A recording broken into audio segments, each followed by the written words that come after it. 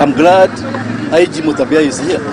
We shall make sure that we work together, all organs of government, to make sure that those reforms, first of all, are rolled out as soon as possible, and we shall be taking very drastic actions in terms of the people who defy or will not comply with those reforms. We had a Bodaboda Taskforce that came up with several recommendations on things we need to do to streamline and bring order in the Bodaboda sector. Because we all agree we cannot continue this way, honestly. That time has come. Nothing short of a very ruthless and radical reorganization of that Bodaboda sector is going to solve.